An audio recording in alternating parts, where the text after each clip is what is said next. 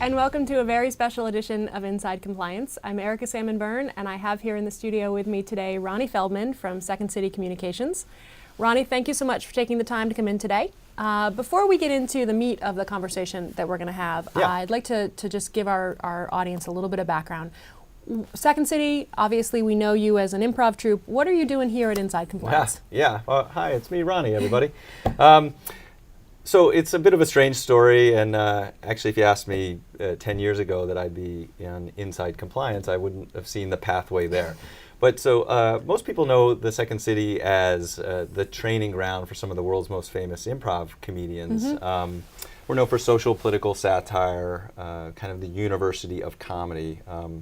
Second City Communications, the group that I represent, we really focus on how to use this wonderfully weird mix of skills in service of a message. So how to help business communicate more effectively, and we tend to use entertainment as a way to help do that. Okay.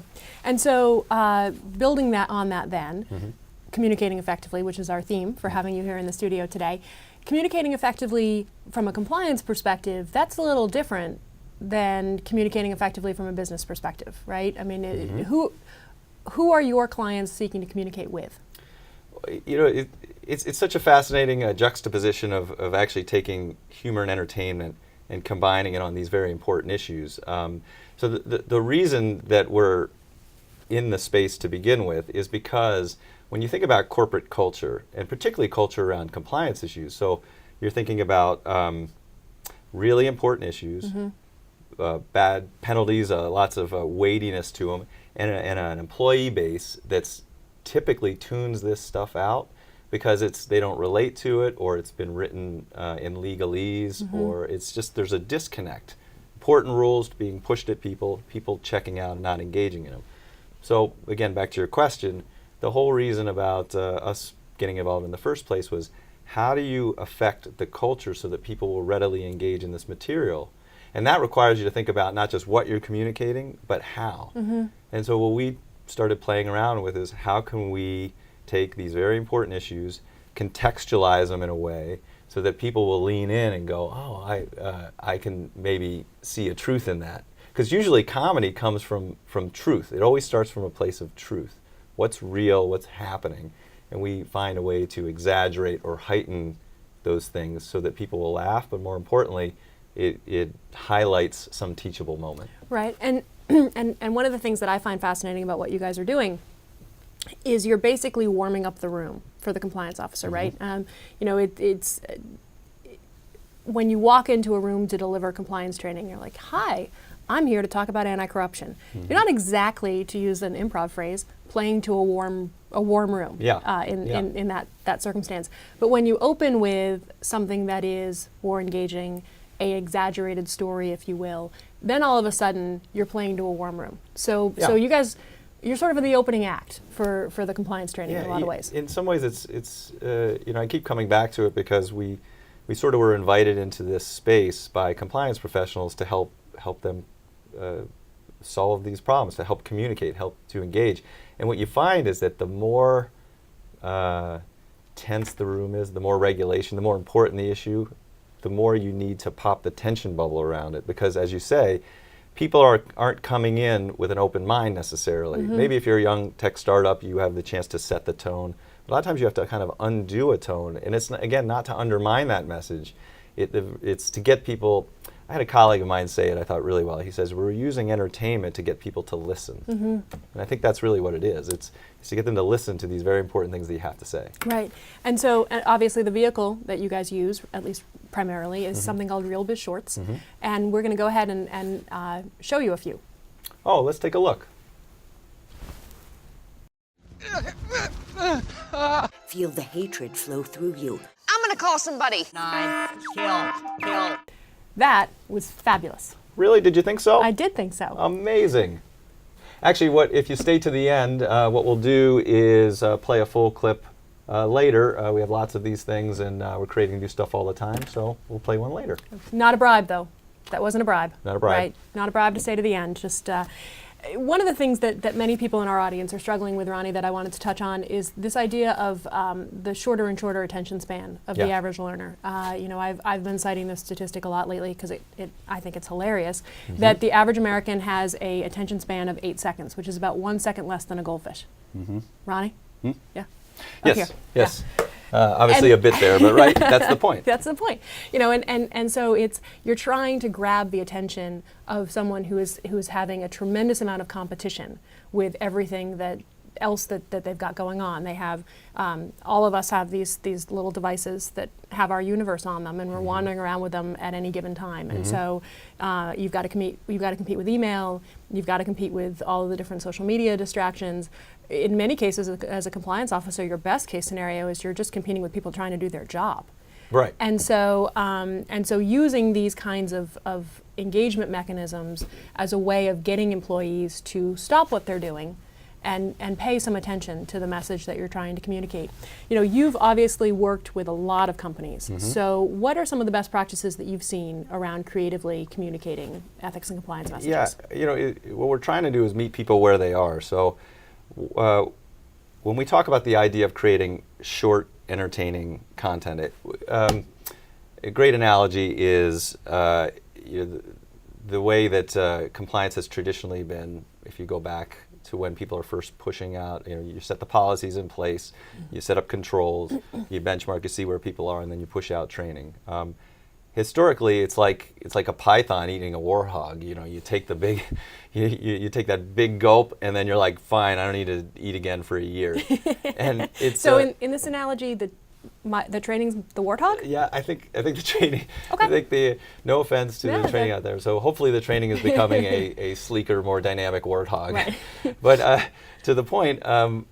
I think when you look outside of compliance to just sort of adult learning in general, it's shorter, more frequent, more positive communications. It's snacking. Right. It's the shorter digestible content, and you're also baby warthogs. Yeah, and many of them. And now it's getting morbid. But the idea is shorter, more frequent, more positive. Right. As a way to supplement or augment. It's kind of like taking a marketing orientation to training. So if you think about training, the biggest thing that we hear from companies across the globe is that we've invested in all this stuff and nobody pays attention. Right. Take the training, they forget, or we got this great compliance site where we buy all these great resources, nobody goes there. So the problem that we're trying to help companies solve is to get more people accessing, engaging in the stuff that they already have. And one of the ways to do that is to take a marketing approach. So back to your question, some of the interesting things that companies are doing, whether they're using our stuff or not, is we'll start with sort of a way to use a marketing approach with RealBiz is you have these communication channels like newsletters, Right. email. Some companies have, they use Salesforce.com or other social platforms that have a way of communicating with people. They have internal Facebook pages. So one is, however you're communicating with people, put out a piece of stimulus. In our case, we would say something like a short 90-second video Right. as a teaser to drive them back to these very important resources. Again, it's a marketing orientation. Right. Obviously, see a lot of companies do an ethics Jeopardy or some sort of game, and it's the same concept. From an improviser, we involve the audience to get people to engage in material. In learning, it's the same thing. You got to give them something interesting, ask them to do something, and that's how people learn. So one is just sort of the corporate communication, put something out and pull them back like a little fishing lure. Yep. Some of it is, I was just talking to a company earlier today, and they have, a game show that they do. They have a booth with prizes. I was talking to a company the other day that simply they have a small ethics office, and she pushes out an interesting video with a couple of questions, gives people a prize for the ones who respond, and then guess what? She pushes the policy out to everyone going, congratulations to so-and-so, so-and-so, and so-and-so. Right. And by the way, here's the policy, or here's the phone number. Yep. Another interesting one, a lot of companies that do sort of compliance road shows.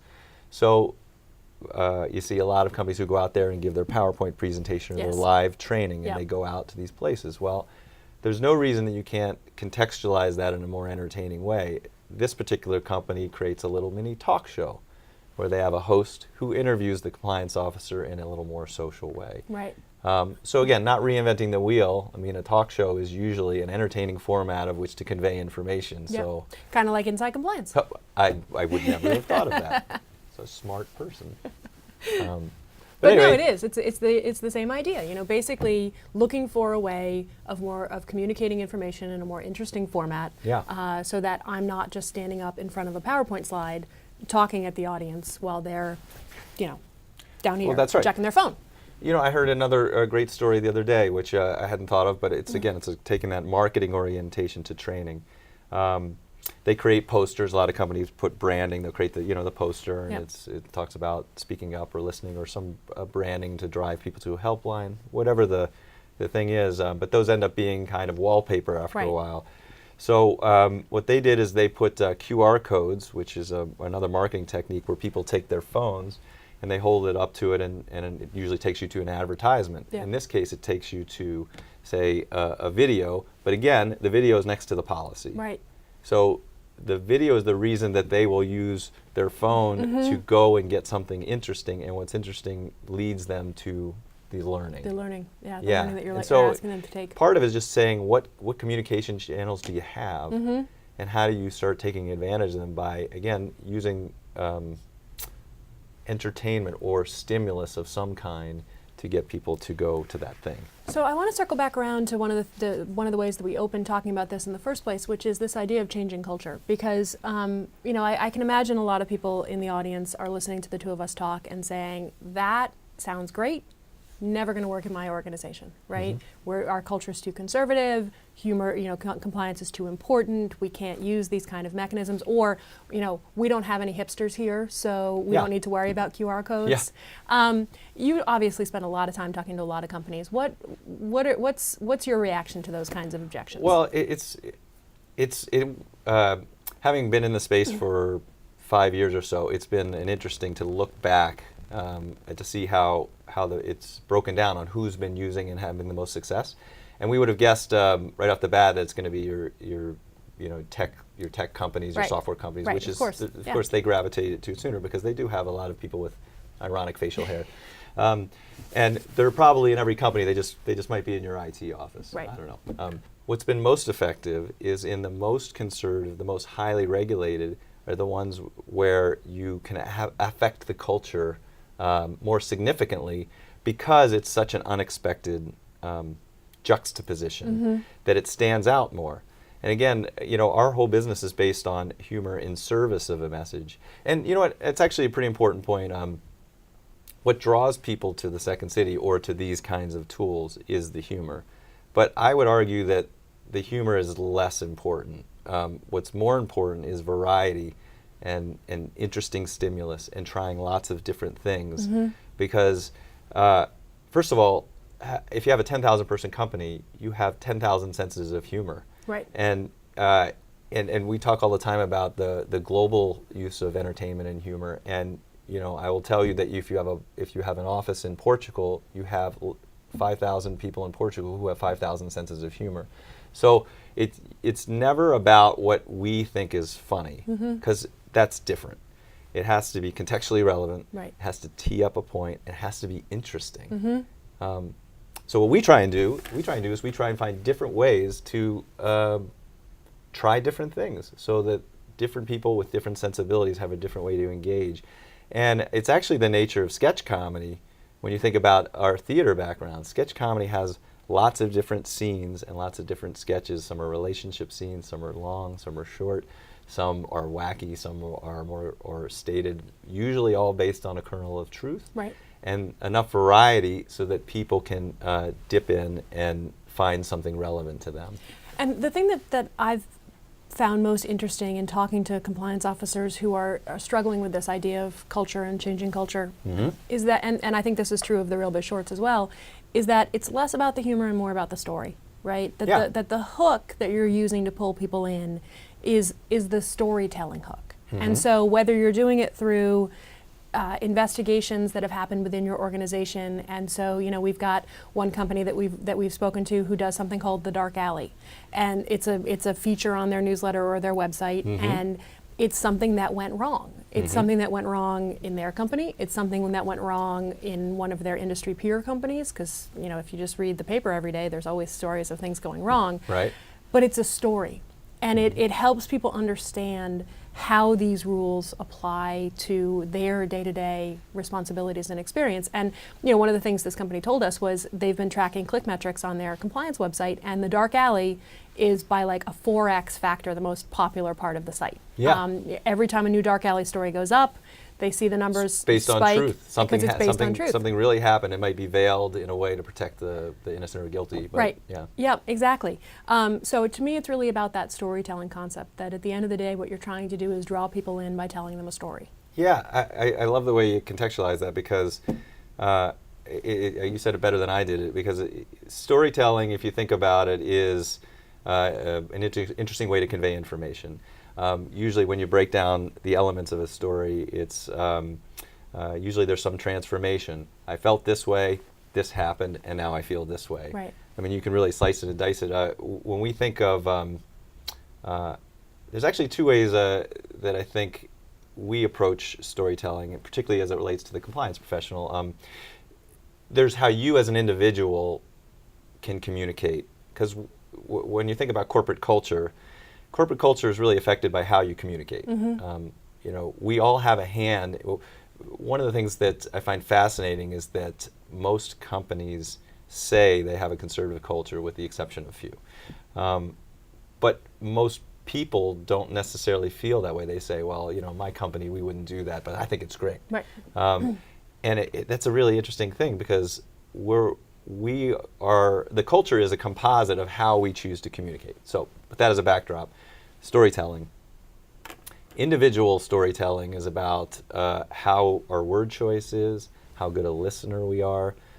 We teach improvisation, actually, as a skills building tool, not how to be funny, but how improvisers work as an ensemble to create something out of nothing. And the way they do that is usually they're very good listeners.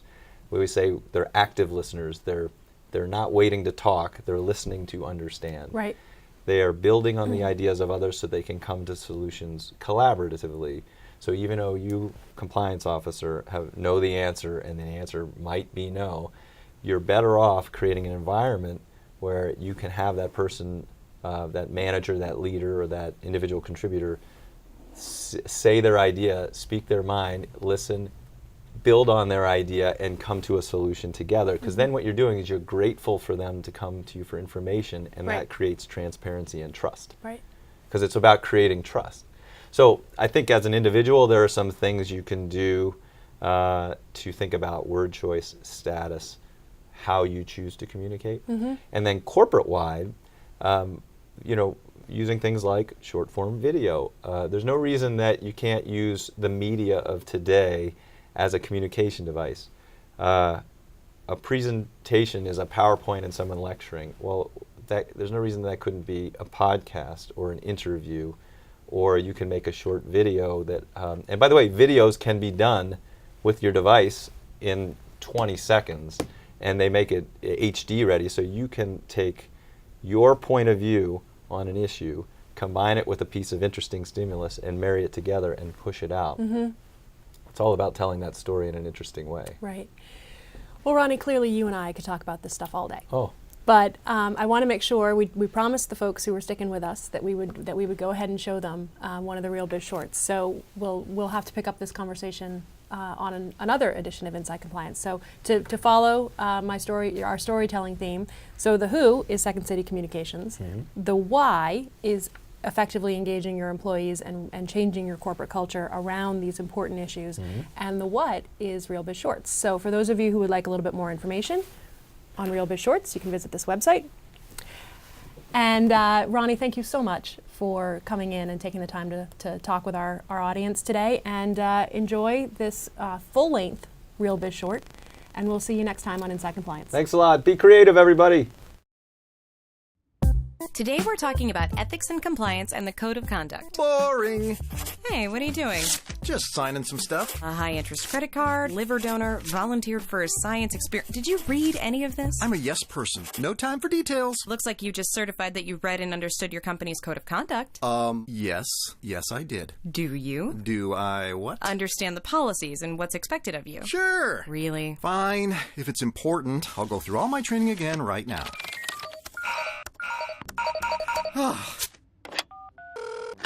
Hey, Carl, what's the answer to questions 1 through 50? You clearly haven't learned anything. What's the big deal? It's all common sense anyway. Oh, okay. Can you give or accept a gift from a client if it's over $175? Maybe. Can you take a buddy out to dinner and then bury it as an expense to one of your bigger clients? Only if I've been really good and feel I deserve it. Can you make a donation to a company's charity in order to win some business? Well, that depends. Am I ahead or behind my business targets? Can you copy company software into a flash drive? Can you contract with a company run by your wife's cousin? Can you tell off-color jokes in the break room? Yes, and it depends on who's in the room. No, the answer is no. Okay. I guess there might be a few things I'm not so well versed on. That's why there's the code of conduct. Plus, you can always talk with a manager or contact the ethics and compliance office. And remember, you can always speak up and tell someone if you come across something that you don't think is quite right. Yeah, well, I'm not sure I'd... Oh, hey, we have a non-retaliation policy and a helpline that is confidential, so you should always feel comfortable speaking up. Okay, speaking up! You don't have to yell. Is that against the rules? Nope, it's just a little annoying. Good to know! Wait, you're doing